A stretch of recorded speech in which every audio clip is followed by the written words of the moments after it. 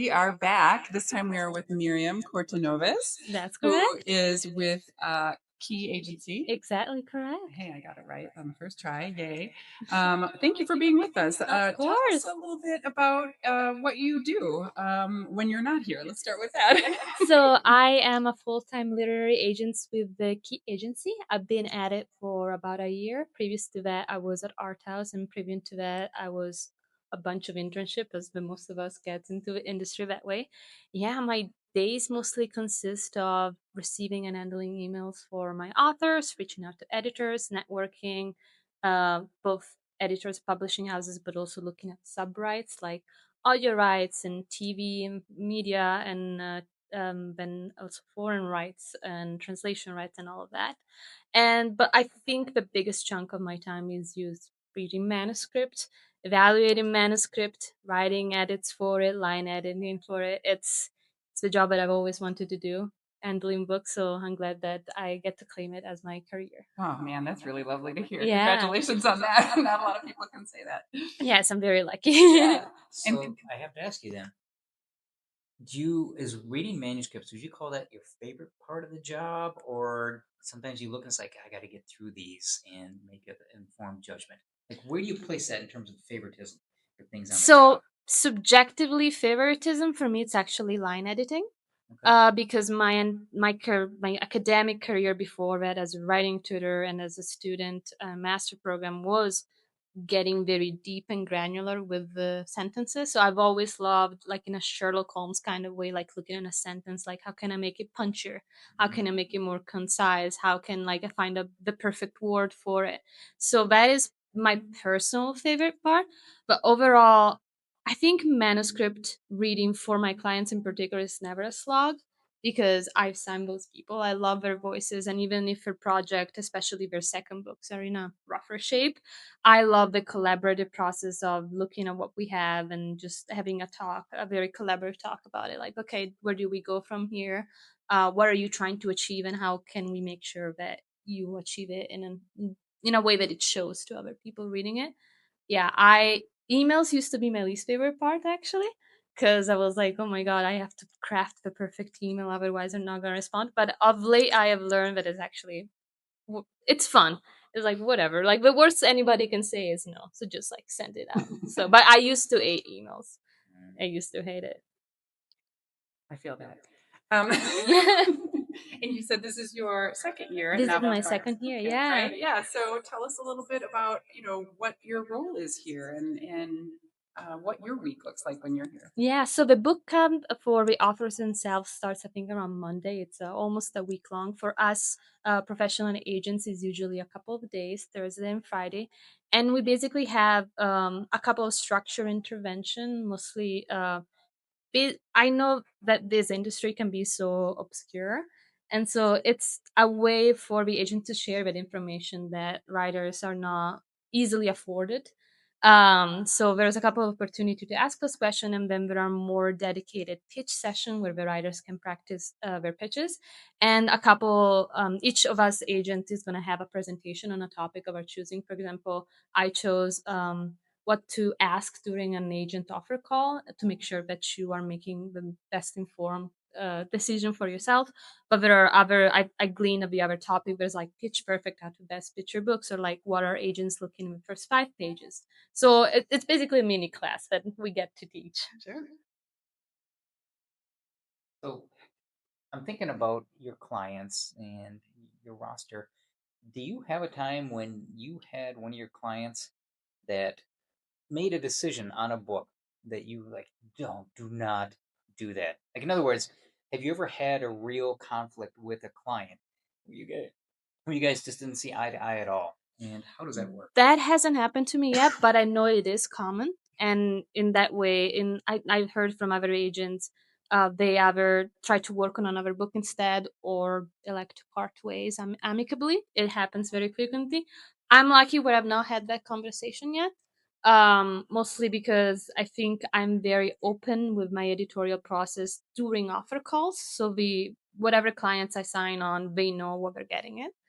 We've had a couple of instances where I've read their second book or their third book and I've gone, I don't think it's the right time, or I don't think like it's quite ready yet. So that has happened where we just went back to the drawing board, or like what other projects can we work on. But I will also say there comes to a point where we work together, we do developmental edits, we do line edits. But at the end of the day, like I'm not gonna hold back the manuscript until I feel it's perfect or the writer has done everything that I told them to, because I don't think that's part of how I work editorially. So there comes to a point where I'm just like, this is the best work that you can get according to the client's vision, and at the end of the day, I'm advocating for that. So I just send them out to the editors and see where it gets us. You had said line editing is one of your favorite Hmm. pieces of the process. How do you stop yourself from just going and going and going on your manuscript? In other words, kind of what's your trigger to say, okay, this is their manuscript and I'm not going to sit and edit it anymore and it's ready to go out? Like, how do you figure out where that line is? It varies agent through agents. There are some agents that work on like months and years on the same draft. I am rigorous in that I always tell my clients we do one developmental edit and one light edit. So that way I can also stop myself. Like it comes to a point where I just look at something like I'm I also like my line edits are through something called track changes. So at the end of the day, it is the writer that gets to make a decision and a call on those changes. Like they are more than welcome. Like I'm not gonna actually look and compare the two drafts to see if they've applied every changes that I made. So I try to I have limited time. So I try to be aware of that. And also there are certain writers of mine who have great concept, a little weaker line edit. So I tend to spend like more on those. And there are other writers who need a little more push on the plot and the characters, but then they deliver to me like near perfect manuscript where I just a couple of days and it's already ready to go. So it's tailored and it's personalized with the writer. That makes sense. Yeah. Do you, what genres do you specialize in? I specialize in speculative fiction, so everything under the big umbrella, from the big space opera, epic fantasy, to the more like magical realism, like speculative literary, of late to stuff like horror romance, fantasy horror, the cozy fantasy, the contemporary fantasy. I also do a lot of kidlit. So adult was where that's where I specialize, but for kidlit I usually also just contemporary, so young adult and middle grade. I have a very hard line in that I don't do picture book and nonfiction. Those are like completely extraneous territory for me. I wouldn't even know where to start. I can see why that would be kind of a Yeah. line for some. Yeah, Yeah, it's completely different different. ballpark, because like nonfiction you look at a proposal, and picture book like you have to pack so much punch in like 500 words or less, and like I don't even know how to guide those authors. I don't have also those connections in the industry to give them the best shot, and so are genres that like I appreciate as a reader, but I don't really do them myself. Sure. Well, okay. So you mentioned that later you're going to be doing practice, listening to some practice pitches, right? Yeah. How about giving us a little bit of advice on maybe a thing or two that you always have top of mind when you're giving advice on pitches? So the first thing that I advise is write the pitch before you write the book. Mm, That is because I also find in like genre fiction where like it kind of can get overwhelming fast with all the information that you have to give in a secondary world fantasy. If you can write your query, and it doesn't have to be the final query, but if you can write your query before you draft, you have that thing like a almost like a lighthouse in mind, almost like whenever you feel overwhelmed or like the plot is like going out of control, you had that 3 paragraphs pitch that can help you guide in. I will also say comp titles are really important. They're not as important as people think. Like I think a lot of people stress about comp titles, like, oh, I cannot find the book that is like beat by beat like my book. That's not what I'm looking as an agent. I'm looking more for like vibe, for aesthetic, for like elements of the plot or elements of the setting that can tell me more or less where I would place it.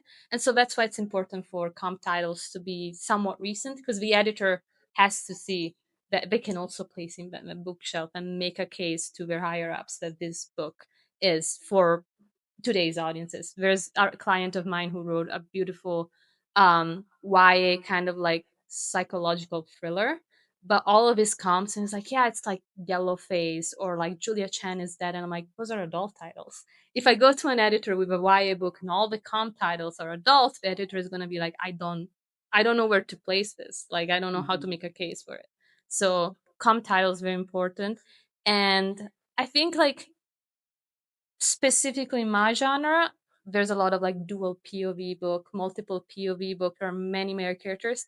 I know it feels like you're sacrificing your darling to the authors, but like really focus on one character, one plot. Like, don't try to mention every single subplot, even though it's cool. Even for like the readers are gonna like love it when they read it, but like you have so much space. You have so much space to do it. So just genuinely focus on the bare bones of it, and the rest is gonna come.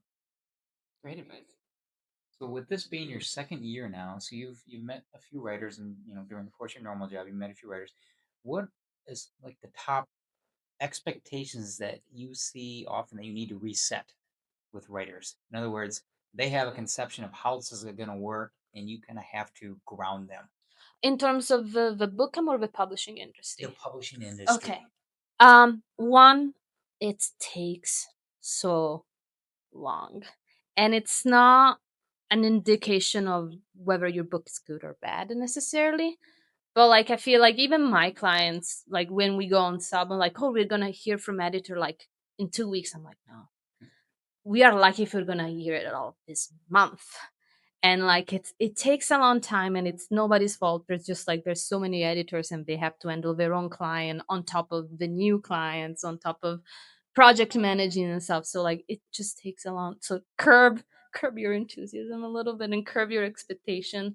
The second thing is that I would say is that there's pro and cons to traditional publishing, and one of that is that you have to relinquish a degree of control when you get a book deal, which is tough for some people. And that's why self publishing is absolutely a viable way to get your book out, because that way you have control over the editing, the cover, the marketing, because you are the one doing it.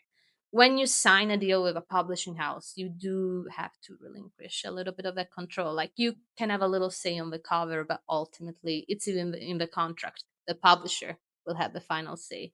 The edits, you can choose to disregard an editor's edits, but at the same time, like it's going to have consequences if you constantly disregard that advice.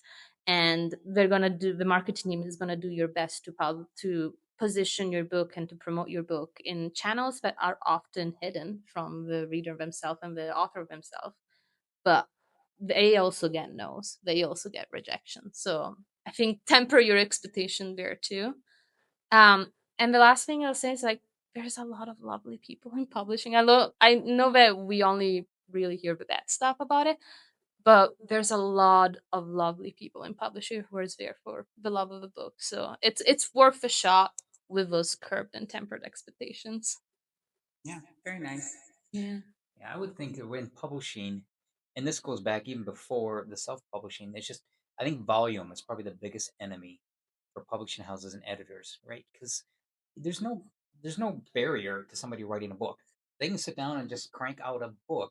And so when the other end is a professional, there's just this volume out there. And that's part of what takes so long is how do you weed through everything that's coming at you? And that used to be the role of agents to be able to weave through, but now there's even a case for there being too many agents. And an editor, the position of editor nowadays is not just, they read a book and they edit it. It's also project managing. It's also sending emails and coordinating with the publicity and marketing. So because they had that added responsibility to this, it takes even longer to weave through all the submissions that they have, which they have less submission than what an agent's receive. Like mine are in the thousand a year, theirs are probably in only in the hundreds a year. But I have the privilege of just glancing at a query and rejecting with a form. Editors are not afforded that. They have to at least try the first 20 to 30 pages, and it stacks up eventually. Makes a lot of sense. Yeah. Yeah. Thank you for spending this Of time with course. us. It's always so helpful to understand better the way the industry works and to remember the business side of things. Exactly. And I Yeah. feel like a lot of your advice was really helpful for Of that. So thank course. you. Thank you for having me Yes. here. Yeah. Yeah. Thanks.